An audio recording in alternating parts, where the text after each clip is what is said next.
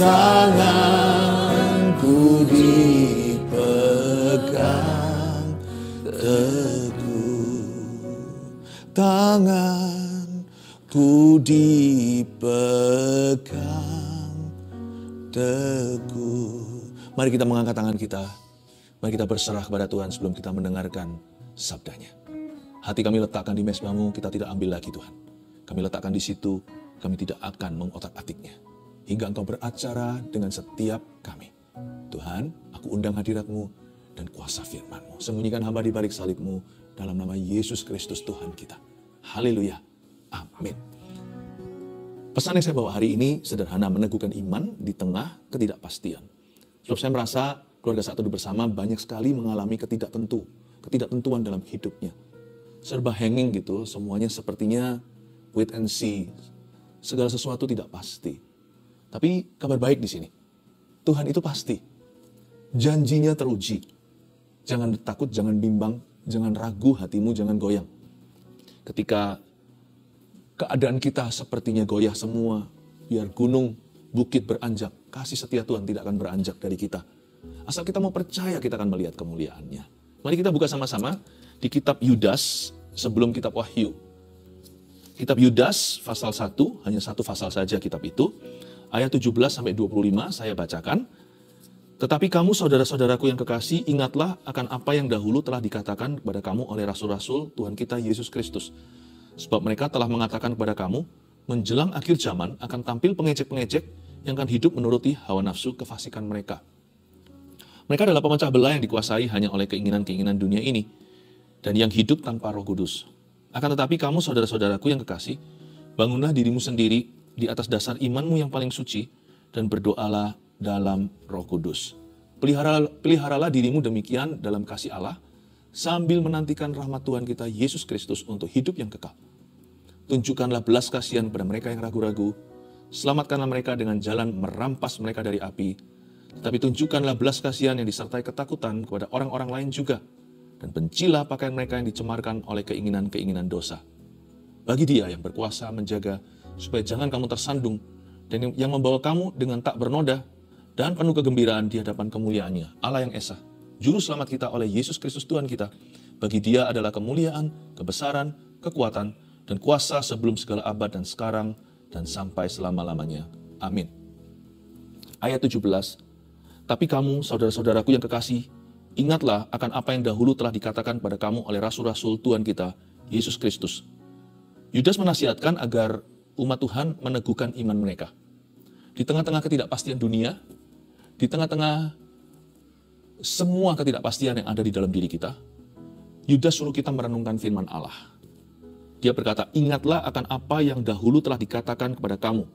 Oleh siapa? Oleh rasul-rasul Tuhan kita, Yesus Kristus.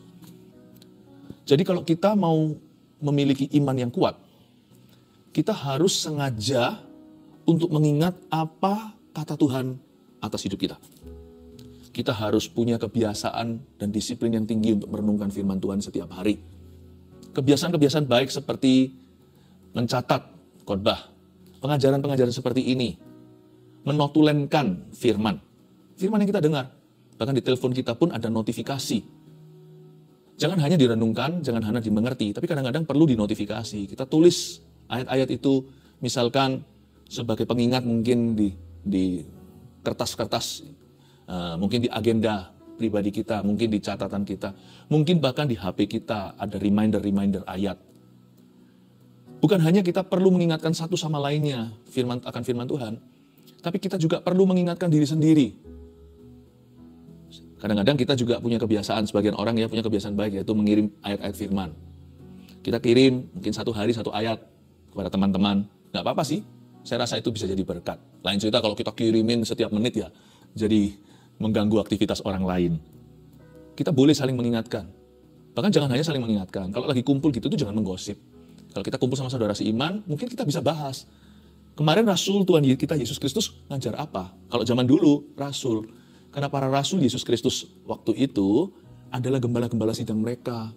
Alangkah baiknya jemaat itu kalau lagi berkumpul, baik itu dalam perkumpulan persekutuan secara formal, atau pas lagi ketemu tidak sengaja, yang dibicarakan itu bukan kejelekan orang, Bolehlah bicara tentang berita terkini.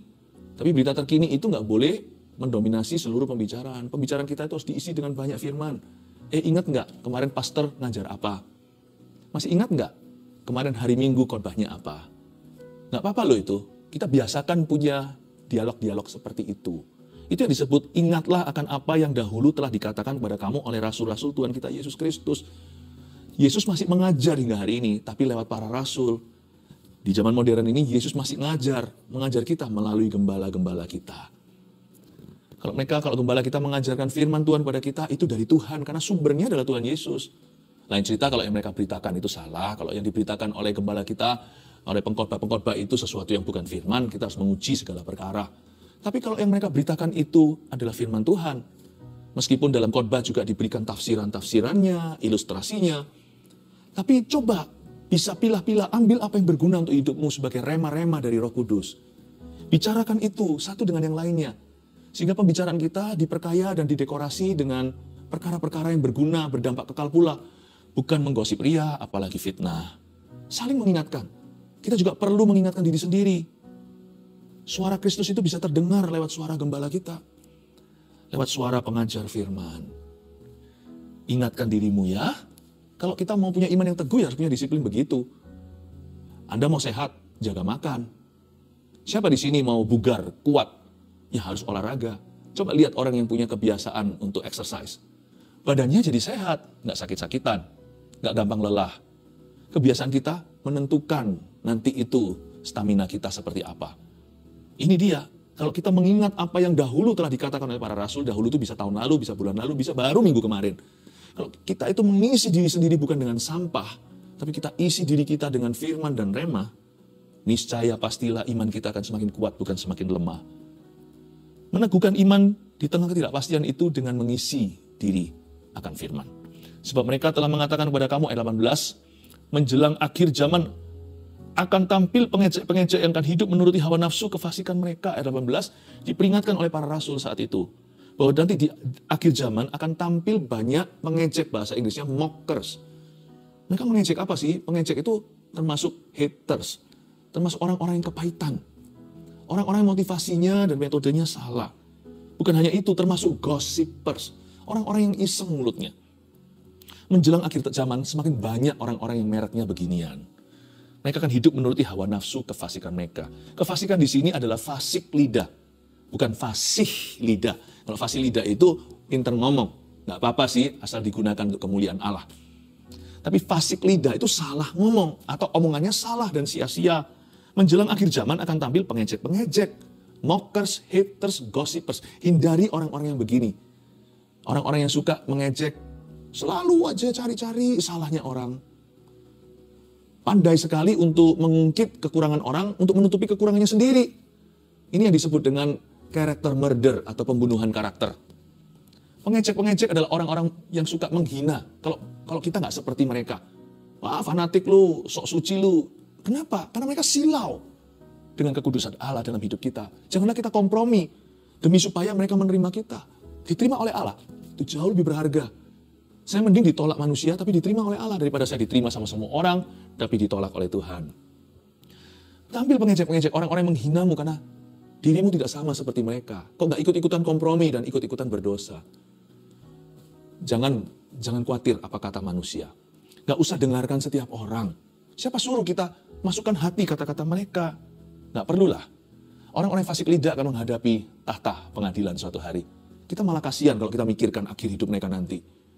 Kalau kita pikirkan nasib kekal mereka, hati kita malah justru penuh dengan belas kasih. Kita doakan agar mereka bertobat. Tapi nggak usahlah simpan kata-kata mereka di hati kita. Lalu kita bawa gelisah seharian. Buat apa? Yang rugi siapa? Orang yang fasik lidah itu urusan mereka. Jangan sampai telinga kita juga mau menerima perkataan mereka lalu habis itu terganggu hati. Fasik lidah tidak harus disambut dengan fasik telinga. Makanya itu ada ayatnya di kitab Wahyu begini. Barang siapa bertelinga, hendaklah ia mendengar apa yang dikatakan Roh kepada jemaat-jemaat. Pakailah telingamu untuk mendengar apa yang dari Roh Kudus. Apa yang dari Roh Kudus? Apakah Roh Kudus berbicara kepada kita? Demikian firman Allah. Nggak, jarang-jarang ya ada orang yang bisa mendengar Roh Kudus secara audible gitu. Paling banyak adalah suara hati. Dan suara konfirmasi dari orang lain, peneguhan-peneguhan dari khotbah, dari renungan. Dan juga mungkin dari kejadian Tuhan memberi pemahaman, tapi juga dari saudara seiman. Ya kadang-kadang mereka nggak tahu apa yang kita gumulkan, lalu mereka memberitahukan, aku kok tergerak ya kasih kamu ayat ini atau firman ini. Ya, jangan tersinggung ya, saya kasih firman ini ternyata jadi jawaban buat kita. Kalau kita punya telinga, pasang itu telinga untuk mendengarkan apa yang roh hendak katakan. Jangan dengarkan apa yang roh jahat katakan tentang hidupmu, apalagi yang menuduh dan mendakwa. Lain cerita kalau kritikan yang membangun, itu tergantung sumbernya. Kalau sumbernya itu absah, sumbernya itu dapat dipercaya. Orang-orang yang memberitahu kepada kita itu jelas-jelas kelihatan motivasinya murni. Dan mereka didorong oleh kasih. Yang kayak gitu nggak boleh ditolak loh. Kita harus dengarkan baik-baik demi kebaikan kita. Tapi kalau ada orang yang track recordnya memang suka membenci, suka memecah belah, suka melontarkan yang bukan-bukan, memang suka menjadi seorang troublemaker, seorang provokator, nggak usah didengar deh. Nggak usah lah, jangan keseret di dalam dosa orang. Buat apa? Buat apa? Janganlah mengikuti kata-kata pengecek-pengecek yang akan hidup menuruti hawa nafsu. Tapi ikuti pengajaran dan perkataan Tuhan lewat rasul-rasulnya. Dan ikuti perkataan-perkataan yang baik, yang positif, yang membangun dari kalangan umat Tuhan yang sehat imannya. Ayat 19, mereka adalah pemecah belah yang dikuasai hanya oleh keinginan-keinginan dunia ini dan yang hidup tanpa Roh Kudus. Ayat 19. Dilanjutkan lagi kehidupan orang zaman ini. Dunia ini makin hari makin bobrok. Alkitab mengatakan mereka yang adalah pemecah belah ini dikuasai hanya oleh keinginan-keinginan dunia ini. Inilah roh dunia saat ini. Dikuasai oleh keinginan-keinginan dunia itu atau syarat nafsu dalam bahasa Inggrisnya ayat ini bunyinya, mereka adalah orang yang sensual. Sensual di sini tidak menunjukkan bahwa ini dosa seksual, bukan. Kata sensual di sini itu intinya adalah if it feels good to me, kalau saya suka mau apa? Orang-orang yang memberontak, orang-orang yang hidup bagi dirinya. Tuhan mereka adalah perut mereka. Tuhan mereka adalah hawa nafsu mereka. Seperti zaman hakim-hakim, setiap orang bertindak menurut kehendaknya dan apa yang dipandangnya benar. Di dunia ini sudah nggak ada kebenaran, tidak ada yang absolut. Tergantung dirinya. Gender pun, atau apakah dia pria atau wanita, atau apa. Kalau seseorang merasa dirinya kaktus, tidak berani ada orang yang boleh menegur. Tidak boleh ada orang menegurnya kalau tidak dituntut. Bahkan di negara-negara bebas sekarang begitu. Terserah dia mau menamakan dirinya apa. Kalau kita sebagai anak Tuhan harus berpegang teguh pada firman. Firman bilang apa? Firman itu loh, standar kebenaran, bukan perasaan kita dan pengalaman kita. Kondisi dunia begini. Tapi kondisi sekarang banyak orang Kristen yang tidak teguh berdiri. Imannya tidak kuat. Keseret oleh dunia. Lama-lama nanti ya, Kristennya masih ada. Tapi sudah tanpa Roh Kudus dirinya. Gerejanya masih ada wujudnya, gedungnya masih ada. Tetapi sudah tanpa Roh Kudus di dalamnya. Puji Tuhan di Asia belum kelihatan, saya berdoa jangan. Tapi di banyak negara, notabene yang dahulunya terjadi kebangunan rohani, tetapi kemudian generasi barunya lengah. Dicuri iblis, 7 roh lebih jahat masuk ke dalam culture atau kebudayaan itu. Tidak pernah ada tanda-tanda lagi, dulu pernah Kristen. Dulu pernah takut akan Tuhan. Bahkan gereja-gereja gedung-gedungnya bagus-bagus begitu, sekarang jadi pub, jadi nightclub. Sedih kadang-kadang kalau saya melihat itu dalam berita dan diberitahu teman, bahkan pernah sekali 2 kali waktu saya bepergian ke luar negeri, kebetulan waktu pelayanan pun melewati gereja seperti itu, saya menangis di hati saya dan berkata, kok bisa begini ya, semua dimulai suatu hari dulu mereka meninggalkan Roh Kudus. Roh Kudus itu roh kebenaran, teguhkan iman, jangan tinggalkan Roh Kudus. Jangan mengandalkan hikmat manusia, sebab hikmat itu akan luntur. Tapi kebenaran dari Roh Kudus itulah yang akan berperang bagi kita. Ayat yang ke-20. Akan tetapi kamu saudara-saudaraku yang kekasih, bangunlah dirimu sendiri di atas dasar imanmu yang paling suci, dan berdoalah dalam Roh Kudus. Ayat 20 ini masuk dimensi Roh Kudus. Tapi sebelumnya coba saya tekankan. Ayat 20 berkata, akan tetapi kamu saudara-saudaraku yang kekasih, kata Yudas, bangunlah dirimu sendiri di atas dasar imanmu yang paling suci. Bangunlah dirimu sendiri. You know, your spiritual growth is ultimately your responsibility. Atau pertumbuhan rohanimu pada akhirnya adalah tanggung jawabmu sendiri. Gereja, hamba-hamba Tuhan, rasul-rasul Yesus Kristus, gembala-gembala sidang, ya, kakak-kakak rohanimu, mereka hanya bisa menciptakan situasi kondisi yang kondusif agar Anda bertumbuh. Dan bom atom atau nuclear power, kuasa nuklirnya yang membuat seseorang itu terinspirasi itu bertumbuh adalah teladan. Makanya itu pemimpin harus memimpin lewat teladan. Teladan itu menginspirasi orang. Tapi sekalipun sudah diteladani pun nggak tentu loh orang itu akan bertumbuh. Coba perhatikan Yudas Iskariot. Kurang teladan apa? Kurang pengajaran apa? 3,5 tahun bersama dengan the best teacher, dengan guru terbesar. Dengan orang yang sempurna. Yesus Kristus namanya, pengajarannya loh, dia ada di sana ketika Yesus memecah-mecah 5 roti dan 2 ikan, lalu memberikan pengajaran, berbahagialah, berbahagialah, berbahagialah. Khotbah di bukit, dia di situ. Kurang apa? Mujizat kelihatan, teladan Yesus tanpa dosa. Dia melihat semuanya cara Yesus memperlakukan hingga anak kecil pula. Yesus memperlakukan orang miskin. Yesus memperlakukan orang kaya. Yesus memperlakukan semua orang, dia melihat dengan teladan yang sempurna. Pengajarannya, wah, udah jangan ditanya. Pengajaran Yesus itu tiada duanya. Semua khotbah hari ini kan dari pengajaran Yesus. Kok bisa ya? Dia mengkhianati dan menjual Tuhan, lalu bunuh diri. Bangunlah dirimu sendiri, garis bawahi. Your spiritual growth, pertumbuhan rohanimu, adalah tanggung jawabmu sendiri pada akhirnya. Gereja, hamba Tuhan semuanya hanya bisa menciptakan keadaan sekelilingnya agar Anda bisa bertumbuh tak diganggu. Pilihlah untuk bertumbuh, jangan stagnan. Pilihlah untuk maju, jangan mundur. Dan lalu setelah itu dikatakan, dan berdoalah dalam Roh Kudus. Berdoalah dalam Roh Kudus itu caranya gimana? Semua doa dalam nama Yesus ya pasti ada Roh Kudus. Tapi berdoalah dalam Roh Kudus di sini juga bisa mengandung arti yang lebih dalam. Ada sebuah jenis komunikasi yang jauh lebih dalam daripada komunikasi yang average, rata-rata atau biasa. Tuhan, terima kasih untuk hari ini, dalam nama Yesus, amin. Oke, bagus itu, dan itu hati ke hati. Tapi kan kita tidak menjamah, tidak mengcover perkara-perkara yang begitu mendalam, sampai-sampai di dalam batinnya sanubari kita itu, perkara-perkara yang kita bahkan susah untuk utarakan. Sebagian perkara-perkara yang kita mau bicarakan itu masih rahasia, atau kita belum bisa menaruh perasaan kita dalam kata-kata. Makanya itu berdoa dalam Roh Kudus itu juga termasuk berdoa dalam bahasa roh. Ada dimensi itu dalam ayat ini. Karena Yudas termasuk orang-orang yang menanti-nantikan Roh Kudus. Yudas ini kan adiknya Tuhan Yesus Kristus dari pernikahan Maria dan Yusuf. Kalau Anda baca di Kisah Para Rasul pasal awal, Yudas, Yakobus, penulis surat Yakobus di Alkitab di Perjanjian Baru ini juga, dan saudara-saudaranya yang lain, Yoses dan yang lain, dan Simon, mereka berkumpul sama-sama dengan Maria, termasuk di 120 orang yang nanti menerima lidah-lidah api. Jadi Yudas tahu kuasa Pentakosta. Yudas tahu gunanya berbahasa lidah dan berdoa dalam Roh Kudus. Berdoalah dalam Roh Kudus, berdoalah dalam bahasa roh pula. Kalau Anda belum bisa, belum punya karunia ini, kita berdoa ya hari ini supaya Anda dipenuhi. Ayat 21. Peliharalah dirimu demikian dalam kasih Allah sambil menantikan rahmat Tuhan kita Yesus Kristus untuk hidup yang kekal. Kata peliharalah dirimu demikian dalam kasih Allah, itu ada constant effort atau ada usaha yang berkesinambungan. Satu kata, komitmen. Kalau kita mau meneguhkan iman di tengah ketidakpastian, dunia ini makin hari makin tidak pasti. Ya, manusia itu makin hari makin jahat. Bagaimana caranya kita untuk tetap kuat? Ya, kita harus memelihara diri kita dengan demikian pula dalam kasih Allah. Kata demikian dalam kasih Allah itu berarti lawan arus. Kita harus terus memupuk diri. Nggak ada orang yang lahir kuat. Setelah kita lahir baru, kita bisa lemah lagi dan bisa jatuh. Satu-satunya jalan untuk kuat adalah berjalan makin lama makin kuat. Hendak menghadap Allah di Sion, pemazmur katakan. Kalau kita mau teguh, ya harus meneguhkan diri seperti Daud ketika di Siklak. Bahkan orang-orangnya sendiri pun mau merajami. Belum lagi istri anaknya semua diculik, beserta dengan semua istri anak pengikutnya ditawan. Pada saat seperti itu, apa yang Daud lakukan? Dia meneguhkan dirinya sendiri, karena dia sadar bahwa pertumbuhan rohaniku, kerohanianku adalah tanggung jawabku. Dia mengapi-apikan diri meskipun Daud memakai efod. Daud pinjam sesuatu dari imam.